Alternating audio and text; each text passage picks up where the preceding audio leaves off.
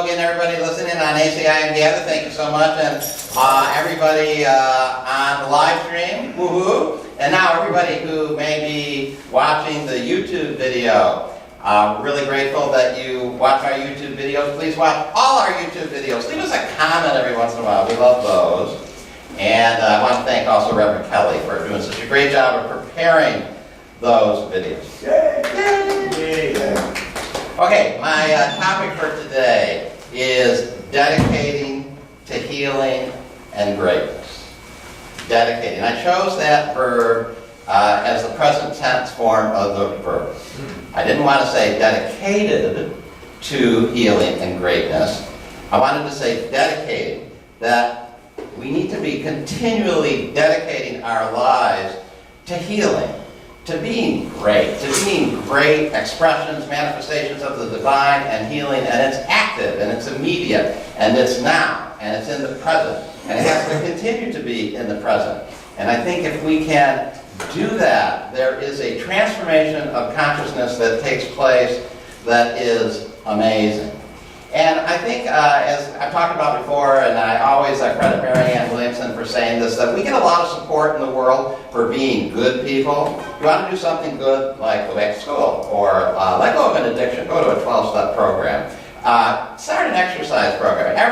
The world just loves it when you do that. But if you want to be great, you get very little support for that. Actually, you get a lot of active resistance to be great. I got to talk about this movie I saw on Friday night. I went to see the new movie about Queen, Bohemian Rhapsody. This is a movie about somebody who wanted to be great, and it really communicates. It took a toll, and that happens. But it's actually an amazing movie about Freddie Mercury and Queen. A lot of emphasis on the other band members of Queen, but also Freddie Mercury, and they look just like Queen. It's really amazing. And Freddie Mercury, the guy who played, he looks just like Freddie Mercury. Anyway, it was amazing. And it was also, of course, there's tragedy because Freddie Mercury died quite young, made his transition, 45 years old, from pneumonia that he contracted and AIDS. So he was one of the first real prominent AIDS people that passed, and he only came out that he had AIDS the day before he passed, but he did do that, and that was amazing. And when I watch the movie and I think about Freddie Mercury and I think about healing, we could have healed Freddie Mercury. Freddie Mercury should have been healed in some way. I would have loved to have dedicated myself to healing or extending healing to Freddie Mercury and to everybody. What an amazing talent this person was with that incredible 3.5 octave range voice and that stage persona. That was just amazing. He could command and get a stadium to do things, to sing along with him. Tens of thousands of people. And he was going for greatness. And I think we all need to go for greatness in whatever way we can. And I think we must be dedicating ourselves to that and healing all the time. And I think if we're dedicating ourselves to that, we really get to see that everything that's going on in our lives is helping us to do that. Course in Miracles says, all things are lessons God would have me learn. So if we're really dedicating ourselves to healing and greatness, then we really start seeing everything as a lesson. Everything isn't random, it's not casual, it's not an accident that certain things happen. Every single thing that's going on is supporting us in healing and being great. Another place it says, and this was in the reading actually, that Reverend Brad read, and it says, it takes great learning to understand that all things, events, encounters, and circumstances are helpful. So again, that's a great thing, that's a great learning thing, and I think when we're dedicating ourselves to greatness and healing, we see that everything that is going on in our lives is helping us and is leading us to even greater expressions of healing and greatness. About 1.5 years ago, the Circle of Atonement put out a new edition of A Course in Miracles called the Course in Miracles Complete and Annotated Version. And one of the great things about this version is that it has a lot of the material that was edited out, and it has a lot of the discussions that Jesus was having with Helen Schuckman, and it pertained to Helen Schuckman and Bill Thetford and their personal lives, and just the minutia of their lives. And it's really a demonstration of what I've just been talking about, that every little thing that was going on in their life had a deeper significance, and that Jesus really wanted Helen to understand that. So he gave her instructions about everything, about buying a coat, where to buy it, what store to go to, why she would buy the one that she bought, and why she should ask him about things like that. And so, just the way that everything, because maybe they were dedicating themselves to healing and greatness. Now everything that they did took on that significance. Jesus talked to her about accepting dinner invitations, about extending dinner invitations, about how to deal with her husband, about how to deal with all of her friends and her colleagues and her co-workers. So every single thing that she was doing, Jesus was continually giving her instructions so that she would see everything as helpful and part of the healing, not just of her, but of the whole planet. So everything truly was a lesson God would have her learn, and I think she began to see that through her work with Jesus, but also because she was dedicating herself to healing, to doing something great, to manifesting this amazing spiritual teaching into the world. So as some of you know, last week, with Reverend Dukes Althea, I went to San Diego.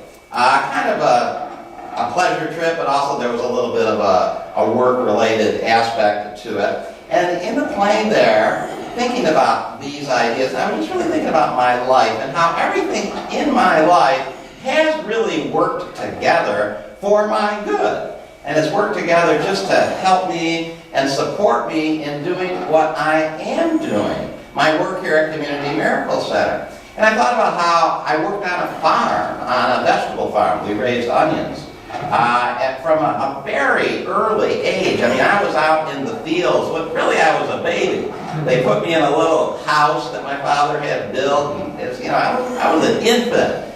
And then as soon as I was old enough to actually walk along, just like 3 years old probably, I was walking along with my parents and pulling weeds out of the onion rows. I mean, I worked from an infant, at least from a toddler almost. And I have to work a lot now, but the truth is, I've always worked a lot. So that was all setting me up actually to do just exactly what I am doing. One of my first real jobs was working at a print shop in the town of Canastota, New York. And one of the things that this print shop did, besides job printing, was it produced the town weekly newspaper. And that was done in those days with lead type and all of that. But I really just learned the ins and outs of publishing a regular publication. And one of the big things we do at Community Miracle Center, we put out miracles monthly, every month. We've done it for 32 years now. And that was just training for me when I was 17, 18 years old. And it was all working together as part of what I was going to do later on in my life. Everything, all my relationships, my sexuality. I don't have to get into all the details about that, but I see that everything really worked together, continues to work together. And now that I'm really dedicating myself to healing and greatness, I sort of see it just was all integrated in a way. It always has been my whole life, and that it's actually destiny. I mean, that was the word that came to me. It's like my destiny to do what I am doing. It was being set up from when I was born and when I was a baby.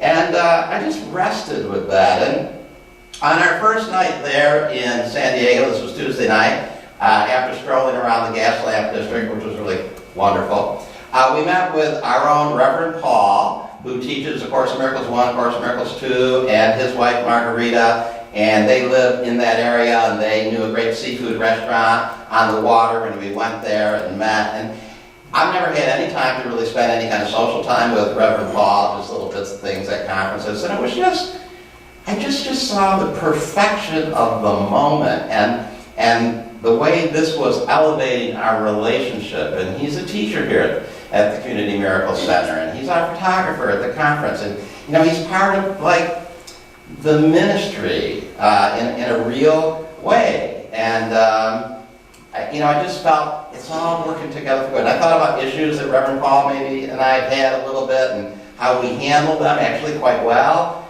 And I just saw the perfection of the moment and all things working together. And here we were now having dinner at this restaurant in San Diego, and it was perfect. It was just perfect, and it was a perfect holy relationship moment.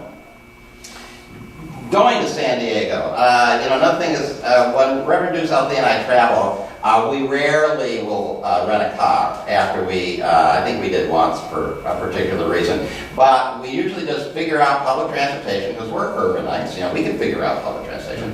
And so we figured out the public transportation, and it took a bus and a train to get us from the airport to where our hotel was, which was connected to Petco Park, which is where the San Diego Padres play.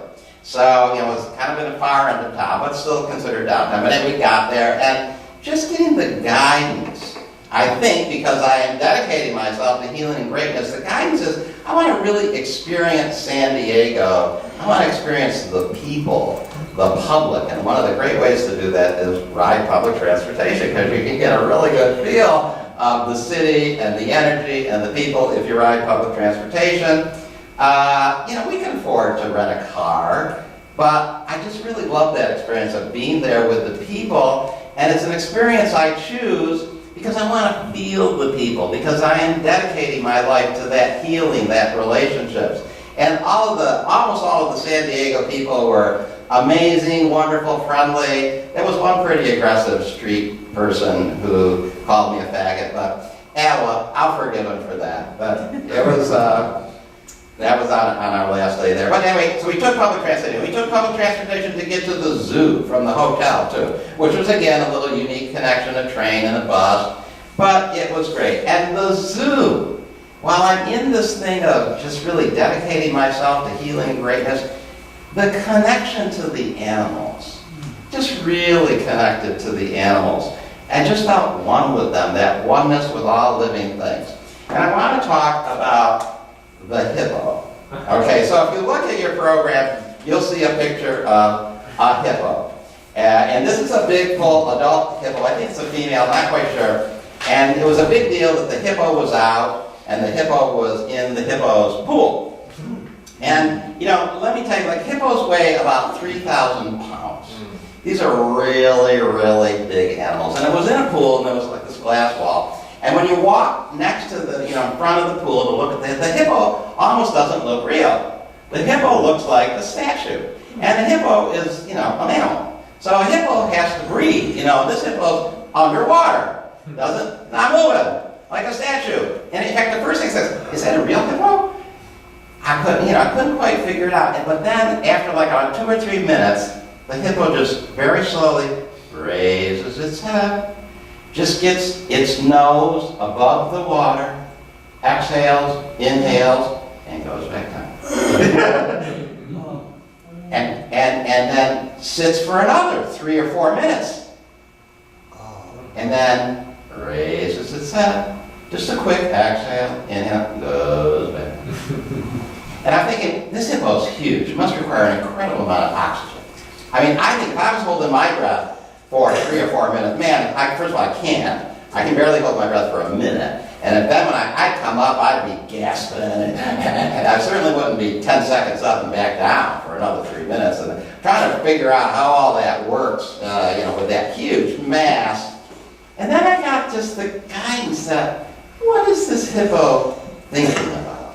What's going through a hippo's mind when it's doing this? And I had been having these communing experiences with the animals all throughout, the gorillas and the monkeys and all the animals, and I just started really looking at the hippo and asking for guidance, and I just saw the hippo every 3 minutes, going up, breathing, going back down, and I got it. The hippo was meditating on their breath. It was a breath meditation that the hippo was doing. The hippo had nothing going through its mind. The hippo was just an amazing meditator, and the hippo was giving me instruction about how you could just meditate and be perfectly still and heal your thoughts and still your mind so that you will almost look like a statue. And then just breathe as you need, and you didn't need all the breath that you thought you needed. And that was just, it was just this guidance I got, and it stayed with me, and it's helped me with my own meditation. Now, when I'm meditating, I bring that image of that still hippo to mind. Just think about my breath. I don't hold my breath. Just think about my breath, and I just be that still hippo, just for a few moments. And I had wonderful experiences with all the animals, and the panda bear and the Tasmanian devil. I put pictures up on Facebook. And I really got that, as A Course in Miracles says, all living things are a part of us. All the animals at the zoo are part of us. And you could get into this idea, they're in a zoo though, they're captive, and I got that, but I just let that go. I know all the good work zoos do to, ensure that animals are cared for and that animals are repopulated and that endangered animals are cared for. And then I just thought about the Course's teaching about all living things as being part of us. I began to understand the holiness of all living things, including myself, and their oneness with me. So my going to the zoo was part of my understanding that all living things were one with me, and when we're dedicating ourselves to greatness and healing, we get the lesson in everything. Course in Miracles also says, and we abide where you have placed us in the life we share with you and all living things, to be like you and part of you forever. So again, one with all living things. The light in you is what the universe longs to behold. All living things are still before you, for they recognize who walks with you. The light you carry is their own, and thus they see in you their holiness, saluting you as Savior and as God. And that hippo gave me an amazing blessing of recognizing my holiness and giving me a teaching about meditating and stillness and being able to just be at peace and focus only on your breath. And I had one more experience I'm going to share with you that I had at the zoo. And this actually happened in the men's room at the zoo. And it's not the experience that maybe some are thinking. But I was at the men's room at the zoo. And there was a little boy in the men's room. And I think the boy probably was 3 and a half. He was a young boy. And he was having trouble figuring out how to use the hand dryer. He had washed his hands like a good little boy after going to the bathroom probably. And he didn't understand that you had to put your hands in from the top, and he kept putting his hands in from the side. And of course, you won't activate the dryer, and the drying jets are on the sides. And there he was, and he looked troubled and a little nervous, and he couldn't get the thing to work. So I just, you're not supposed to talk to little boys because you can get in trouble, but anyway, I just said, he says, you have to put your hands in from the top. I says, if you put your hands in from the top, it'll turn on. So he looks at me. First of all, he's probably told not to talk strangers. He looks at me, he doesn't really know what to make of me. But I put my hands in, and the dryer turns on, and he's still looking at me. And I said, it only works if you put your hands in from the top. That's what activated. I did it one more time. And then I step back, and he looks at me, and he gets closer, and he puts his hands in from the top, and it turns on. He turns on, and he does this, and he dries his hand, and as he walks away, and then he looks at me, and he says, thank you. And it was so touching. It was so touching just to have this little boy thank me for showing him how to use the hand dryer. And I thought, this is just what A Course in Miracles. I'm here only to be truly helpful. I'm here to represent him who sent me. And I don't have to worry about what to say and what to do, whether it was appropriate to talk to a 3-and-a-half-year-old boy. I told the story to people in my Thursday night class, and two of them are mothers. And they said, oh my God, I would never let my 3-year-old in a bathroom by themselves. And I thought, oh, that level of fear, I don't know. It's just one, the parents were probably right outside waiting for the little boy. I just thought, for me, it was just a real blessed moment because I'm dedicating myself all the time to healing and relationships and extending love. And that's what I was doing in that moment. And I thought of this passage from the Teacher's Manual. It says, the simplest level of teaching appears to be quite superficial. It consists of what seems to be very casual encounters. A chance meeting with two apparent strangers in an elevator. A child who is not looking where he is going, running into an adult by accident, that's what I thought of. Two students who happen to walk home together. These are not chance encounters. Each of them has the potential for becoming a teaching, learning situation. Perhaps the seeming strangers in the elevator smile to one another. Perhaps the man will not scold the child for bumping into him. Perhaps the students will become friends. Even at the level of the most casual encounter, it is possible for two people to lose sight of their separate interests. If only for a moment, that moment is enough, salvation has come. And I just thought of that passage, not every word of the passage, but I certainly remember that passage, that's what had happened. A holy encounter had happened between me and this little 3.5-year-old boy, and he got to see that people are helpful, that the world is a good place, and that when you need help, help comes. And he got to have a good experience with an adult who he did not know. And I got to get blessed by his gratitude. And I think when we are really in the mindset that A Course in Miracles wants us to be in, which is really understanding and dedicating ourselves to constant, every moment, healing and greatness, we begin to see everything that happens in our life as a great teaching, a great learning, a great healing, and a great blessing. So I am going to continue to dedicate myself, and I'm dedicating myself. Please dedicate yourselves to being great, to healing, and see everything through that lens of a great blessing, moment, and miracle in your life. Yeah. Thank you. That's my doctor.